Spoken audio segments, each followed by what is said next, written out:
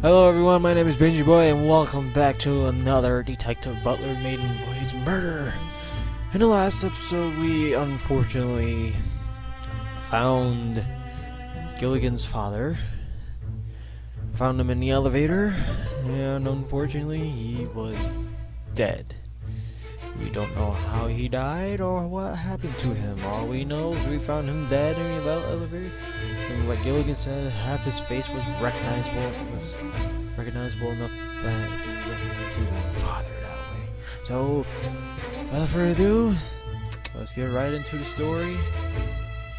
So that way we can pick up to where we can get further. He's dead. He's really dead. As this realization sinks into my mind, Captain Jack and his bodyguards arrive on the scene. Even the infirmary's nurse has rushed into the elevator to check my father's corpse.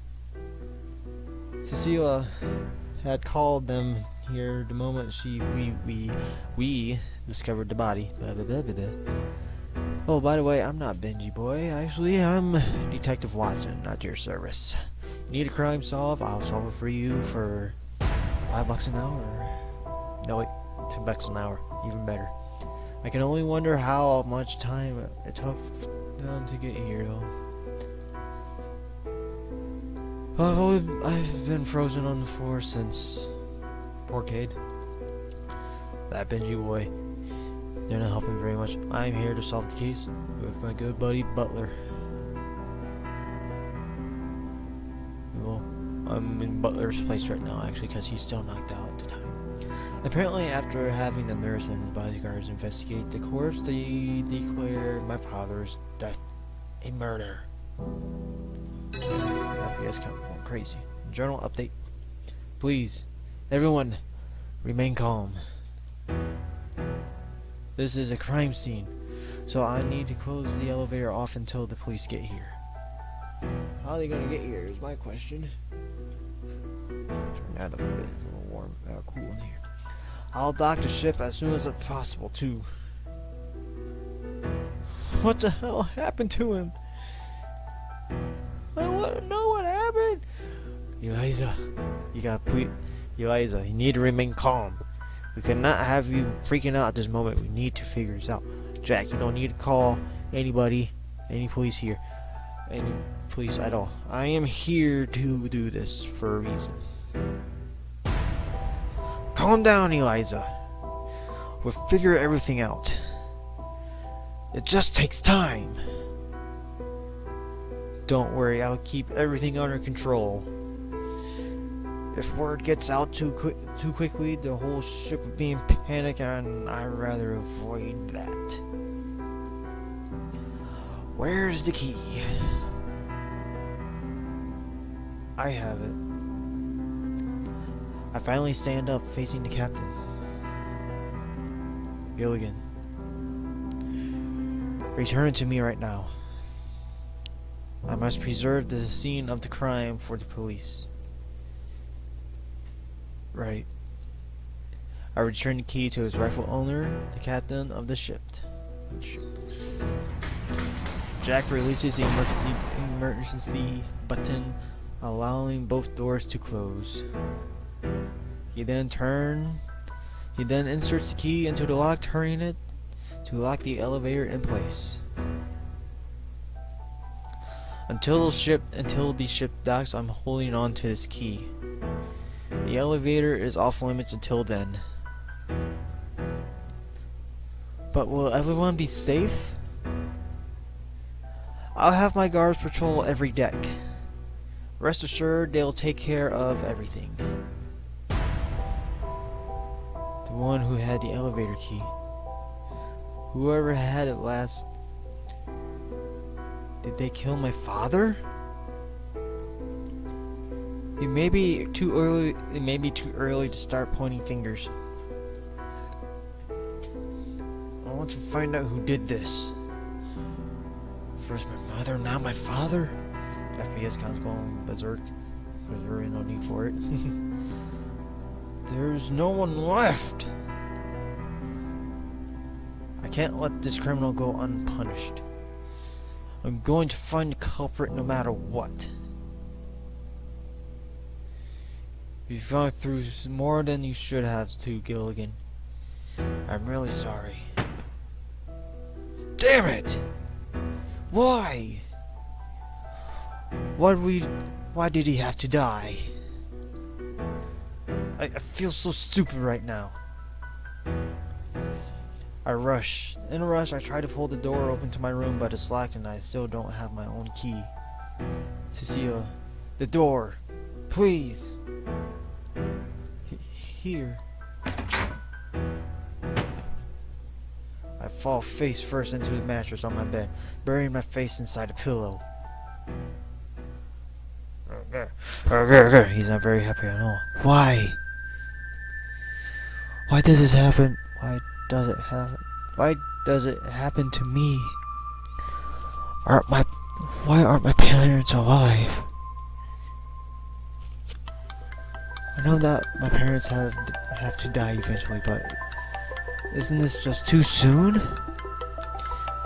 Can't I just lie here on this bed from now on? Do I really have to get up and face the facts? When people are confronted with the truths they cannot handle, they try to run away from them as fast as they can. Oh, what a horrible, sad, painful truth that is.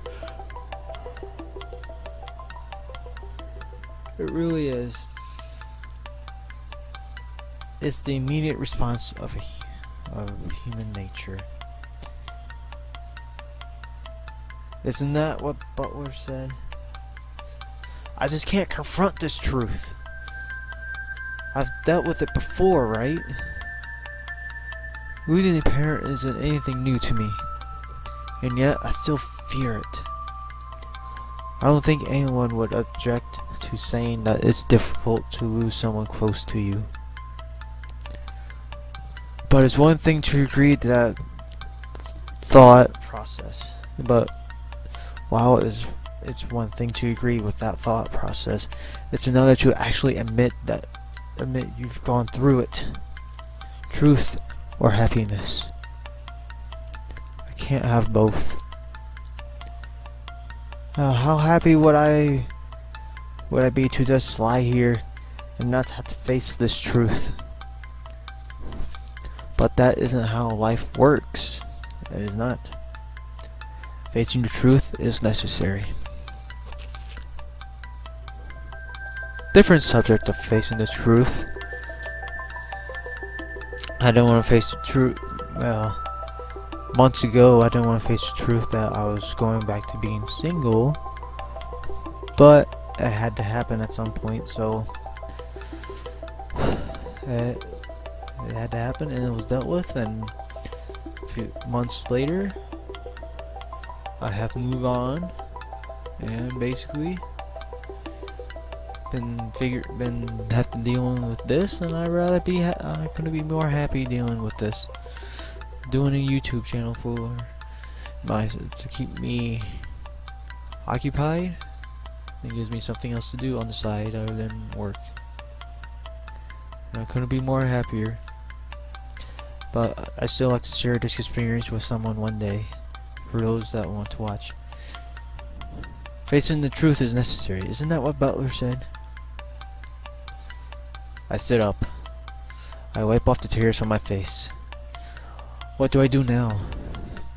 This isn't a cruise or a vacation anymore. It's become something entirely different, and I have to accept this for what it is. It's a call of action to find the killer. It's a call of action to find the killer. Perhaps if my father had died in a less suspicious manner, I would have been so quick to call it that. However, the way the corpse was found in the elevator, along with the careful placement of the keys in both my room and the elevator itself, there's no doubt he was murdered, and the culprit wanted me to find his corpse. More than anything, I want to know why he had to die. As far as for now, as for how it happened, I'm not sure at all, and I really don't care too much either.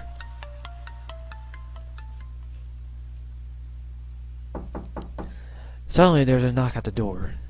I sit up, walk to the door, and I look through the small peephole. It was Cecilia. What is it? Gilligan. You seemed upset. Upset? Upset is an understatement. He's fucking devastated. He just lost his last parent. So I thought I'd... Yeah, I'm upset. What does it matter to anyone? Is there anything I can do for you? I don't know. Cecile steps inside, despite my uncertain remark.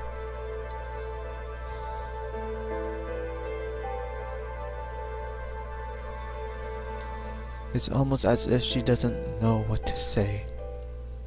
No, it's as if she does know what to say, but doesn't know how to say it.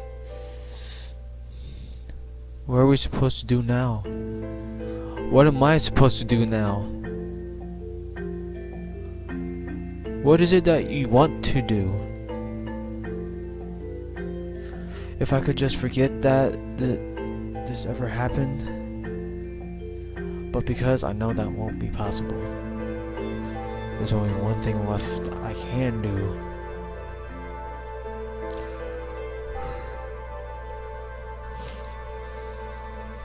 I have to find out who killed him and why. So in other words, you want closure. That might be a better way of putting it. Not only closure for what happened just now, but the past 10 years too. Having that closure be the murder of my father isn't exactly what I had in mind. I may have said that I thought I'd never get along well with him again, but that was just a lie. In the back of my mind, I did want to get things better between us. I had hoped that my teenage rebellion would do the trick, but I guess that just doesn't work on some people. Everything I disliked about him. The only things I disliked about him were the things that were related to the company, GG Inc. I even blamed him for my mom's death. Even if he had become someone I hardly considered my own father, he still considered me his son. So he did his best to make sure things wouldn't go wrong for me like they did for him. When my father was a kid, his family was very poor. He must have hated that. He must have hated it so much that he thought he'd spare me to the terrible lifestyle by working hard himself. I'm pretty sure my dad did the same way. It's like I do hate him, but I love him at the same time. I just hate the fact of what's been going on with him, but I love him still because he's still my father nonetheless. My dad. Nothing has to compare with that. I just hope I can get to see him soon one day. In that case, it's horribly ironic that I never accepted his way of affection for me. And now it's too late to do anything about it. It's never too late. Yeah, he may be dead, but you always love him still no matter what. I'm really sorry that I can't be much help. It's fine. I'll just have to dig deeper around here to find out the truth. Dig deeper? What do you mean by that? There's a few details. There are a few details about this whole thing I find kind of strange. Listen to that music. Take for instance the elevator key we found earlier, right? Right here in this room. How exactly was it placed here and why? There are really only two people who have placed this here. It had to be someone who had a way to get in this room. So it was either my father or it was you.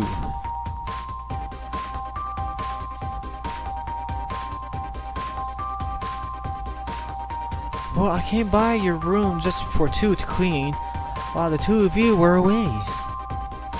And I didn't see any key. I didn't see that key anywhere. So if the key had been left in the room, it must have been after 2. Wait a minute. I came by around that same time. Did you hear somebody knock on the door while you were cleaning? I did. And I got really scared, so I hid inside the closet until they left. Was that you? If it had been such a scaredy cat, I would have gotten inside my room a lot sooner. Oh well. There's more important things to think about right now. Sorry. Anyway, I find that the elevator key to be really out of place. Who would have left that? Who would have left it inside my room and why? Was it my father?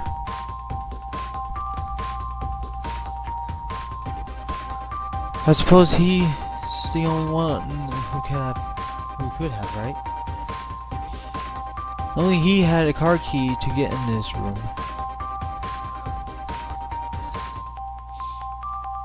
Just sneeze, that wants to come out. I did it that way. But if he's the one who placed the elevator key, then how could we have found him dead inside the locked elevator? He must have been alive when the key was placed in here, but dead by the time it was used to lock the elevator. That doesn't make any sense at all. It's a pair of ducks. Damn it. You mean a paradox? Yeah! What did you think I said? A paradox. She was, no matter how she pronounced it, Cecilia was right. Paradox. Close enough, I guess. This was a paradox. We have found the elevator key inside this locked room. But we had also found that the only other key to this room was inside the locked elevator. I don't think Cecilia would really be involved in something like this. But she does come up with a very likely suspect. At the very least, she had access to the master card key. And she could be lying about not placing the elevator key too. That is true, she could. But I'm willing to believe her, so we're not left with too many options. Like I said, the only other person that had entered this room at all could only have been my father. That is, unless his key was taken from him. Maybe I'm getting somewhere. My father said he would return my room by 2, but clearly he hadn't. Perhaps that was because he had already been killed by that time. You know, that brings up a pretty good perspective into that. Makes me want to think real quick.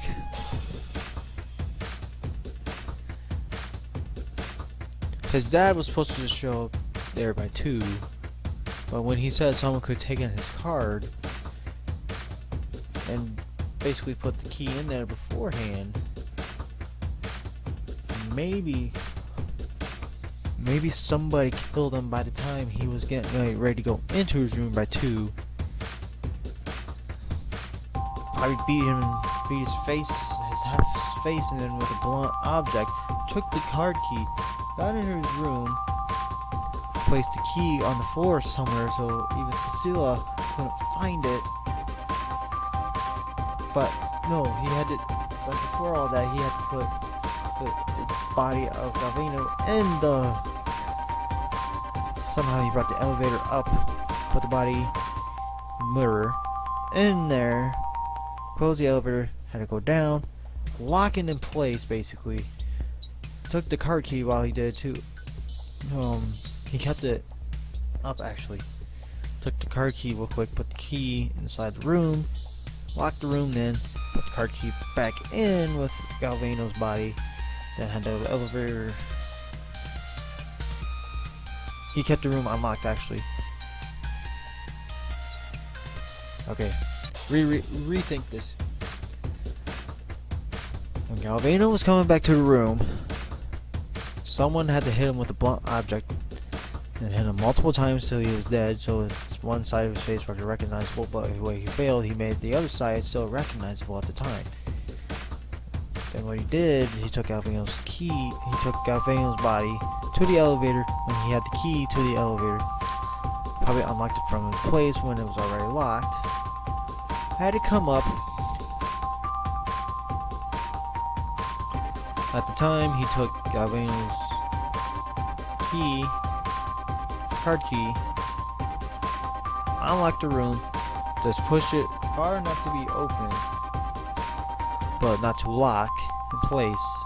So he had to put, whatever blunt object he had, hold the door in place at that time. Then put Galvano into the elevator while he was dead. Threw the card key in there. Hit the button, made it go down. When it went down, he locked it in place. Went back to their room. Hid the key to where Cecilia couldn't even find it. And then locked the room, basically closed the door, and that's how the room locked. That's how I think the key got in there, but I don't know who at the time. So, on to the story. Once dead, the killer easily took his key and used it to enter the room. So really, it could have been anyone. You mean if we think about it, who could have entered the room? We are also figuring out who killed your father. Who has the time to sit back and wait for the ship to reach land? With my father's killer on board, I have to take some action. So if we think about this hard enough, we can catch the culprit before they can get away. I take out a pen and start drawing on some nearby stationery. Let's consider this to be the diagram of my room, room 503. The elevator's key was found inside of it, like so, right here, just after 7 p.m. That's a whole 5 hours since Cecilia has entered the room. And one of the 2 keys to room 503 was found inside the elevator alongside my dead father's corpse. But the problem is that the elevator was locked prior to this fact. Hence what I said before we started reading. We have to ask the question, how is this possible? Like I said before earlier. Galvano was coming back to the room. Killed by a random guy with blunt object. Unlocked the room, took his card key to unlock the room, opened the door far enough to fit the blunt object in there so that way it doesn't close and lock on him. Took Gavino, card key to the room, and key to the elevator. Had to unlock the elevator, brought it up, threw Gavino and the card key inside there. Had the elevator go down, lock the key in place, coming back to room, put key to elevator in the area so that way no one can find it until they came back. So Gilligan found it basically, and then just left. That's how I see it. Crushing enough Cecilia as a suspect only leaves me my father's key as a means of getting into 503, but it was locked inside the elevator. And the elevator's key was locked inside room 503. Together, these two locked rooms are form even a greater mystery than they could alone. Simultaneously locked rooms with each room's key locked inside each other. Is it really what they call an impossible crime? Perhaps there's a simple way around this paradox that we haven't yet considered. I think I already did. Well, there's only one way around this. The culprit must have used a different key to enter room 503. That's another possibility. That is, they used your master key. Oh, I knew you would suspect me at some point. I don't know what to tell you, but I know for sure I didn't have anything to do with this. No, I mean, just because it was your key doesn't mean you're the culprit. The real killer would need to steal your key, use it, and then return it to you. So that way we could discover its crime in the first place.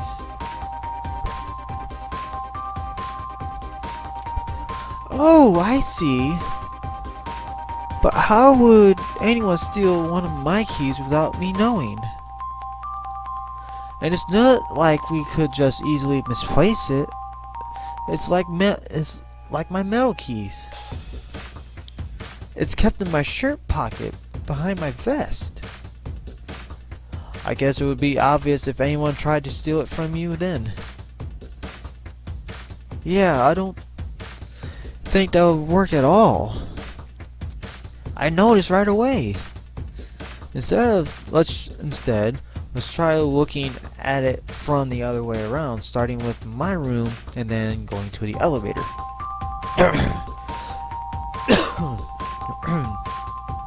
In that case, the solution makes a lot more sense. The culprit first approaches the elevator, unlocks it, but doesn't leave the key inside yet. Then the culprit merely presses the button to hold the elevator's doors open. They leave the key in my room, then go back to the elevator, which held the door open the whole time. Ah, now that's clever. But I think there's something wrong with it. What's wrong with the solution? That solution, it doesn't work out nicely. Well, when you found your father, you had to unlock the elevator, right? The elevator's door doesn't lock automatically. So, it's not like they could just let the doors close and expect the elevator to lock itself. Oh. She's got a good point. That's still like my way. The very fact that I was able to unlock the elevator meant that it had been locked in the first place. Combined with the fact that the door can't lock on its own, my theory fails to hold up. My theory still holds. My theory, cause I'm Dr. Watson.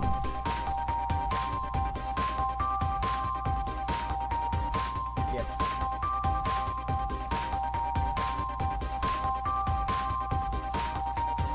I'll get that in a minute.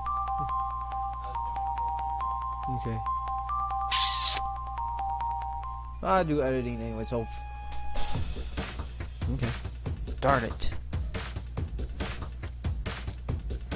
Sorry about that, guys. Anyways, darn it. This really is an impossible puzzle. I told you! It's not as easy as it seems. There was, of course, still the possibility of Cecilia herself had been the one to commit the crime using her own master key, but I really don't want to believe it. I really don't think she would have, because she's not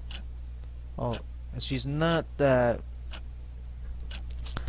graceful to do so.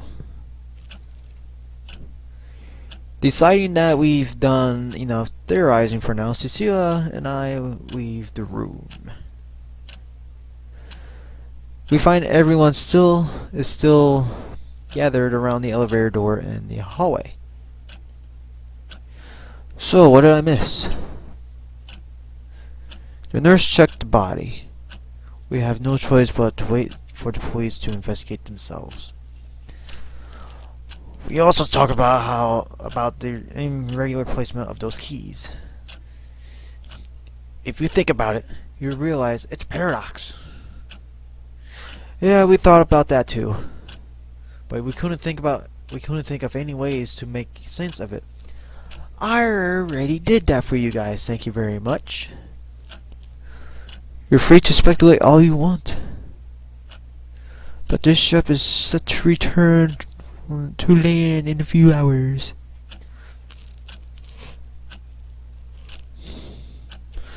As much as he was friends with Galvano, I think Jack did it. I think Jack's the culprit. So it won't be long now. Well, perhaps three heads are better than two. Eliza came up with an interesting solution, if you'd like to hear it. That's right. There's no reason to hide it from you either. So I'll just tell you right now what we're thinking. Michael's dead.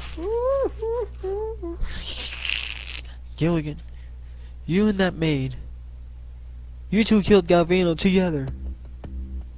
What? That's not true at all. You're suspecting me? Where are these guys? Of killing my own father? It's no secret that you didn't like him. Your motive was greed because you obviously have the most to gain from his death. Inheriting his fortune would be the best reason to kill him. I can't believe you think that. You know how you did it? After easily luring your father into the elevator, the maid helped you create the closed room paradox by giving you her master key. Sorry, Gilligan. I didn't want you to believe it. But it does make a lot of sense, doesn't it? That's right! Gilligan, you have the means, the motive, and the opportunity. What a bunch of freaking morons! This isn't... There's no way he would have done that. No. I don't know how to prove it to you, but... You just have to take my word that I didn't kill him. You didn't. How the hell would... There's no way. There's no way.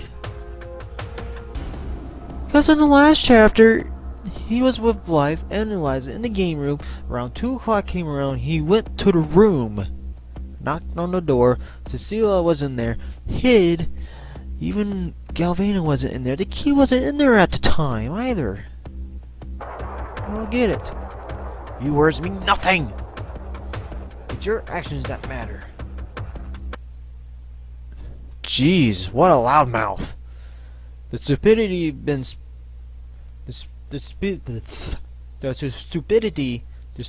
I said it right the first time. Jeez, what a loudmouth. The stupidity, there you go.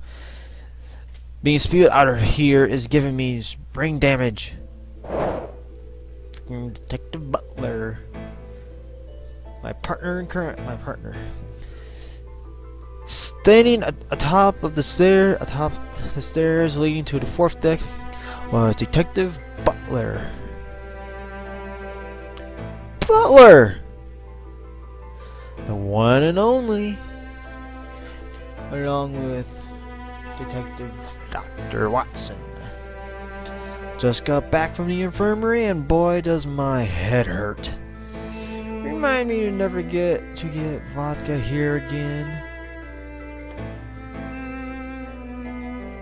Butler? Oh, right, aren't you that reporter guy from yesterday? Yeah, I'm that reporter guy. And I've been listening in for a while now. Galvano's dead, and you're suspecting Gilligan? How dull. Dull? I didn't kill him! Isn't there some way to prove it? It's obvious you didn't kill him. I know you didn't kill him, Gilligan. You're just not being bright enough to carry out a murder. You're just not bright enough to carry out a murder. Especially if Cecile is the accomplice. What a joke that would be. That'd be. Hey! And second, I don't think you're a liar. You might not be the brightest guy, but you might not have gotten along with your dad, but at least you're honest about it. And that's a good thing. Where's the evidence that proves Gilligan didn't do it? Where's the evidence that he did? It's a little something called burden of proof.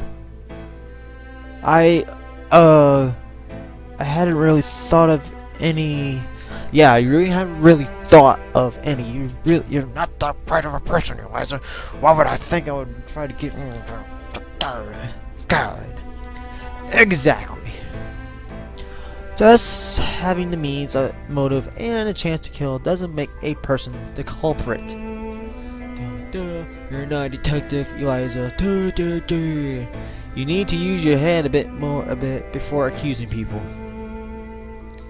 Everyone here is likely a suspect. You shouldn't single out poor Gilligan just because he happens to be a good scapegoat.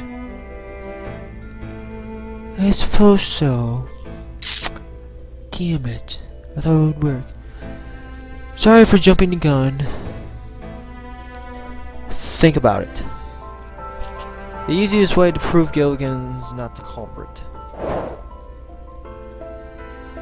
is to find the real one. You can prove a negative, but only by disproving the positive. Get it? Yeah, I got it. I'm not gonna explain it because I understand what he says, but I don't understand the meaning. I can't describe the meaning basically. That's a twisted logic. That's some twisted logic. But I like it. Of course you like it. Everybody likes my logic. This is where things get interesting now. Anyway, that's all there is to it.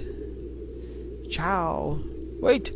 Oh, see you guys. The detective passes through the hall, walking at a brisk pace towards his room. Wait! Don't go! You're the only person who can solve this. You're a detective. He's not the only one, Gilligan. I'm here too. Right now, there's a killer on this ship, and if we don't do anything more, people will end up dead. I only take cases that interest me. Sorry, but this just sounds boring. A wealthy CEO getting killed on his vacation is pretty cliche. It's too dull. Not worth my time. What will it take you to get you interested? What's an interesting case for you? Don't know. Got any ideas? Butler continues walking toward his room, calm and collected. What about being a journalist? Wouldn't that be Wouldn't this be a good story? I don't like publicity. Maybe I'll report about the crime happened, about how the crime happened, but I'll never say I solved it.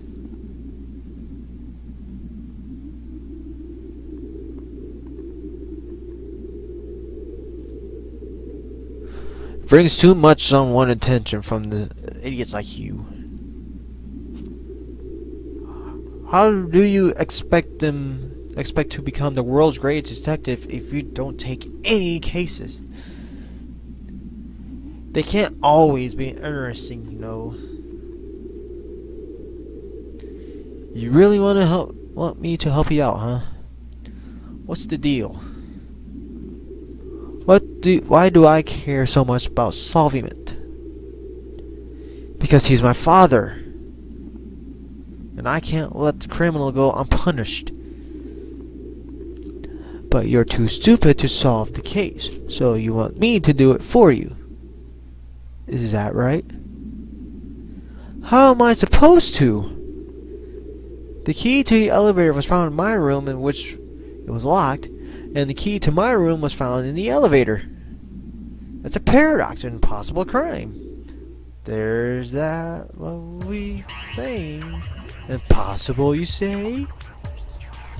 Nothing's impossible for me to solve. Nothing's impossible for me to solve either. Ha ha! Listen to that music now. This case might be interesting after all. I don't solve crimes for fame and publicity.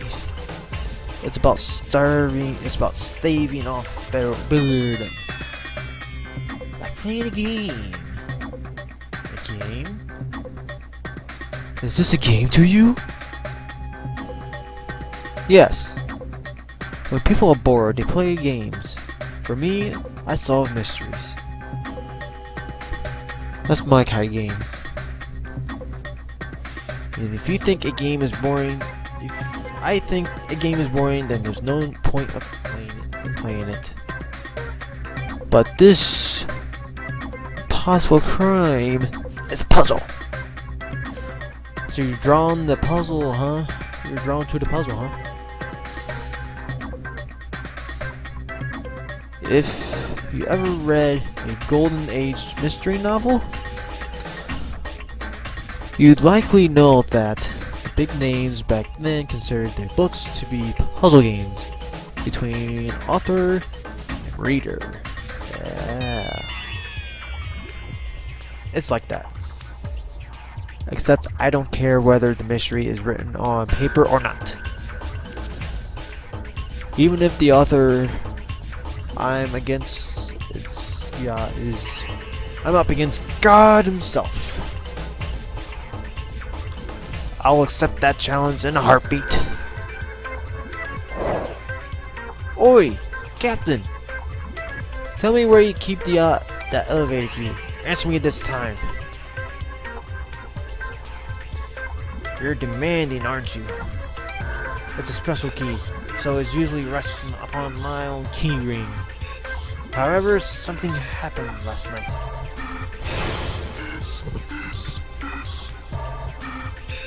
There's a rule among the employees stating that they must turn in their key ring at the end of each day before sleeping. I received a knock on my door just after 2 a.m. and standing outside was Cecilia. The bar had closed down and she was ready to turn in her keyring. However, she claimed that it was gone missing and began to cry. I scolded her, punishing her the clumsy maid with one simple task. I was willing to lend her my own keyring as replacement. I wouldn't need one tomorrow anyways. Hence, Cecilia was given the key to the haunted elevator. Just to clarify, Jack, what keys are typically on these keyrings? That is a good question. I want to know too. There are not too many. Their personal cabin key as well as keys to the engine room, laundry room, storage room, boiler room, and the captain's room on the 6th deck. And that's the same for every employee's key ring, including yours, except there's only one elevator key. That right?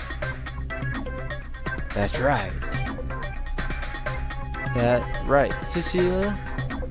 Jack's not telling me a bunch of bunk. That's right. It's embarrassing to admit, but he gave me a replacement key last night. And those are all the keys that our key rings typically hold. Very good then. Butler tries to open the elevator by pressing the button, but nothing happens. Is it locked? Yes, I locked it just moments ago. To preserve the crime scene until the police get here. Do you mind if I take a look inside? I promise I'll be careful. I'm keeping the crime scene intact until the authorities get here. Wise decision, but you know, I am an authority. News reporter extraordinaire, also detective. You have no reason to refuse me a look at the scene. You mean you want a first-hand look at the scene to write about for the newspaper? I suppose that's fair enough, but only once. Convinced by Detective Butler's so-called reporter's authority, Jack unlocks the elevator door and Butler presses the button again.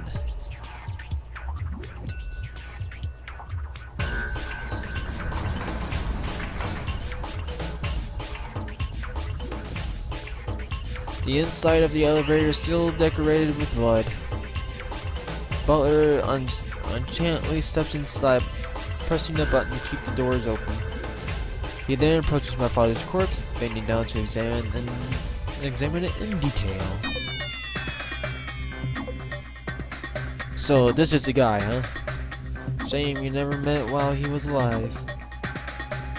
Butler looks near my father's hand, noticing the card key was on the floor. So, this is Galvano's key. And there's some spilled blood nearby. Possibly a dying message. What's it say? SOS? As in the distress signal, save our ship? Butler takes a look at my father's corpse once again. This time he inspects the wounds, trying to ascertain the cause of death. Cuts? You can see his shirt a bit torn up. Stab wounds all over his chest. Looks like his head got brunt of it though. So the murder weapon was something sharp. A knife? There was plenty of those in the dining hall, so someone could have easily taken one. No. Glass. Butler points to the floor. Looking hard enough, I can see bits of glass shattered around. So he was cutting something from glass. Journal update. His head also a bit bruised up in addition to the cuts. Blunt trauma, as they call it. Not sharp like a knife at all. Let's see. And the way he's lying on the side, the only location of the wounds, I can reconstruct what happened. Galvano was killed in here. Smacked against the head with something made of glass. It shatters, he gets slammed against the wall and falls over. The glass flies everywhere. The culprit stabs him repeatedly. Then after losing enough blood, he dies. But not before writing down a call for help. Yeah, he was killed in this elevator. No question about it. But that's all. So it looks like I'll have to do some investigating. The crime scene was a good start, but it's time to find new evidence. So that's everything we learned That's everything we can learn from the elevator itself. Rest in peace, Dad.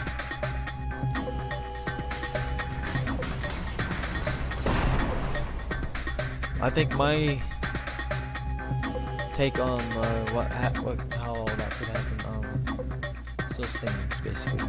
After Butler and Lisi step outside the elevator, Jack closes its doors one final time.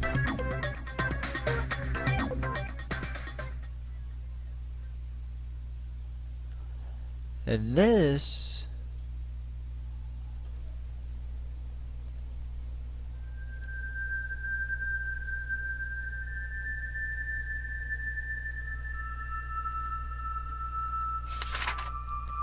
is where we will save.